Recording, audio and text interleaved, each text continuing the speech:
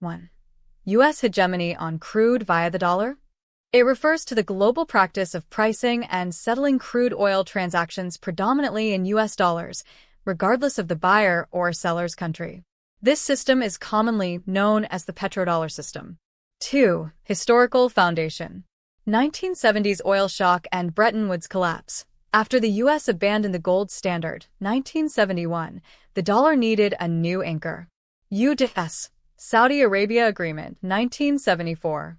Saudi Arabia agreed to price oil exports exclusively in USD. In return, the U.S. provided security guarantees and arms support. OPEC broadly followed, institutionalizing USD-denominated oil trade. 3. How this creates U.S. hegemony. A. Structural demand for USD. All oil-importing countries must hold dollar reserves to pay for crude. This creates permanent global demand for USD, regardless of U.S. trade balance. B. Cheap U.S. financing. Oil exporters recycle surplus dollars into U.S. Treasury bonds. U.S. financial markets. Result: lower U.S. borrowing costs and sustained fiscal flexibility. C. Financial system dominance. Dollar-based oil trade flows through U.S. banks. SWIFT messaging system. U.S. regulated clearing mechanisms. This gives the U.S. extraterritorial influence over global transactions. 4. Sanctions power. Since oil payments clear in USD, the U.S. can block access to dollar clearing. Enforce secondary sanctions. Examples: Iran, Venezuela, Russia, post-Ukraine conflict. This makes sanctions highly effective without direct military action. 5. Impact on crude prices.